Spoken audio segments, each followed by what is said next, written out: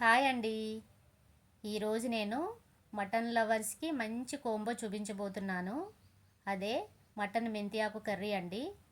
దీనికి కావలసిన పదార్థాలు: 2 పెద్ద మెంతి ఆకు కట్టలు, 1/2 కేజీ లేత మటన్,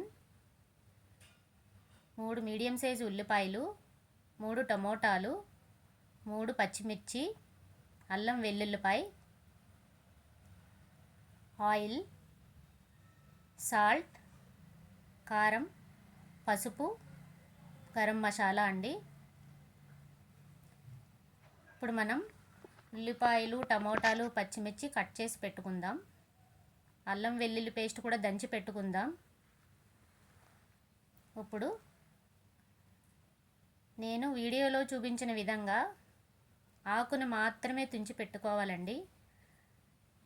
కాడలు అస్సలు వేయకూడదు. కాడలు వేయడం వల్ల కూర చేదు వచ్చేస్తుంది. కాబట్టి జాగ్రత్తగా టైం తీసుకున్నా సరే ఓన్లీ ఆకు మాత్రమే తుంచుకుని వేసుకోండి.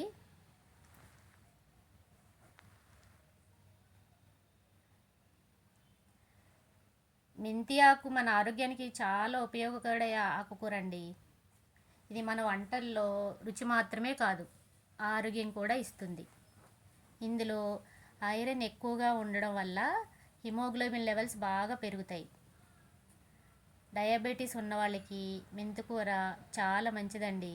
చూసారుగా, నేను ఒలుచుకున్న తర్వాత నాకు ఇంత పెద్ద బౌల్ నిండా ఆకులు వచ్చాయి.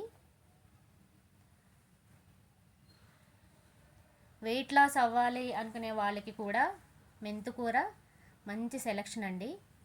ఇంకా ప్రాసెస్లోకి వెళ్ళే ముందుగా స్టవ్ ఆన్ చేసి ప్రెషర్ కుక్కర్ని పెట్టుకున్నాను. ఆయిల్ వేసుకున్నాను. ఇక్కడ నేను 3 టేబుల్ స్పూన్ ఆయిల్ వేసానండి. ఆయిల్ కాగిన తర్వాత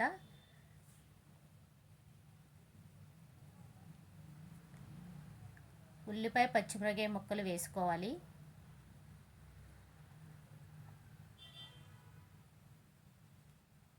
ఉల్లిపాయ, పచ్చిమిరపకాయ ముక్కలు ఇలా వేయించుతున్నప్పుడు నేను ఇక్కడ 1/2 టీ స్పూన్ పసుపు, రుచికి సరిపడా సాల్ట్ యాడ్ చేశానండి. ఉల్లిపాయలు వేగుతున్నప్పుడే సాల్ట్ వేయడం వల్ల ముక్కలు బాగా మక్కుతాయి. ఉల్లిపాయ ముక్కలు ఇలా బాగా వేయించుకోవాలి. గోల్డెన్ బ్రౌన్ అయ్యే వరకు వేయించుకోవాలి. తరువాత ఫ్రెష్గా రుబ్బు పెట్టుకున్న అల్లం వెల్లుల్లి పేస్ట్ యాడ్ చేసుకోవాలండి. ఎప్పుడైనా నాన్ వెజ్ వంటలకి ఫ్రెష్గా రుబ్బుకున్న అల్లం వెల్లుల్లి పేస్ట్ వేయడం వల్ల కూరకి చాలా రుచి వస్తుంది.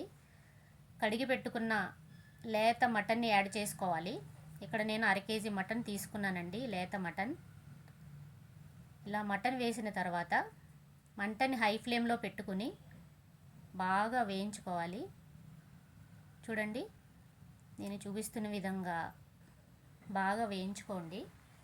దీనివల్ల మటన్లో నీరంతా ఇంకిపోయి మటన్ పచ్చివాసనంతా పోయి మంచిగా మగ్గుతుందండి. కూరని మీడియం ఫ్లేమ్లో పెట్టి 5 నిమిషాలు వదిలేయాలి. చూసారుగా, 5 నిమిషాల తర్వాత మటన్ ఎంత బాగా వేగిందో, నీరంతా ఇంకిపోయిందండి.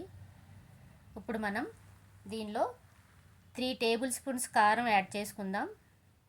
ఎప్పుడైనా నాన్ వెజ్ కర్రీస్లో కొంచెం కారం ఎక్కువే పడుతుందండి.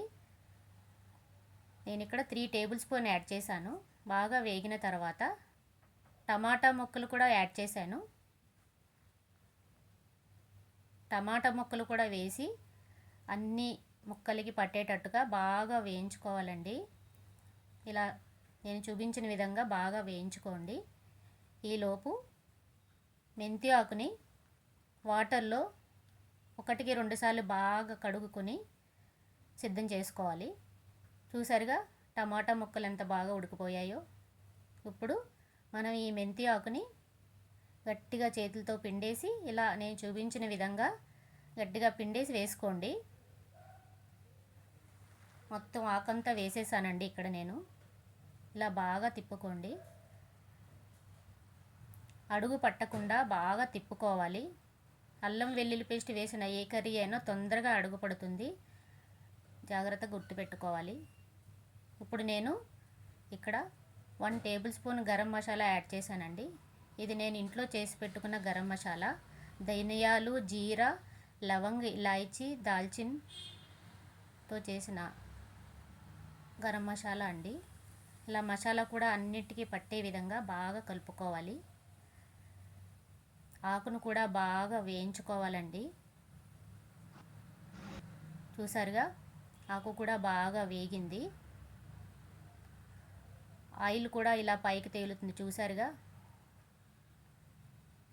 ఇప్పుడు దీనిలో మనం తాగే గ్లాస్ ఉంటుంది కదండి, ఆ గ్లాస్తో వాటర్ వేసుకోవాలి. మీకు లీటర్స్లో చెప్పాలంటే ఇది 250 ml అండి. మన అర కేజీ మటన్కి 250 ml వాటర్ పడుతుంది. ఇలా బాగా కలుపుకొని కుక్కర్ మూత పెట్టేసుకుని విజిల్ పెట్టేసి ఫ్లేమ్ని మీడియంలో పెట్టి 3 నుంచి 5 విజిల్స్ వచ్చే వరకు కూడా అలా వదిలేయండి.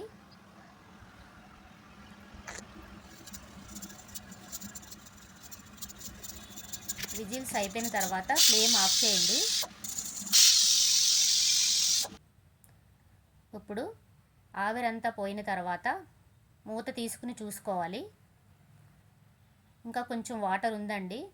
ఒకటి గుర్తుపెట్టుకోండి, అసలు వాటర్ అనేది ఉండకూడదు ఈ కర్రీలో. వాటర్ ఉండడం వల్ల కూర చిరిచేదు వస్తుంది.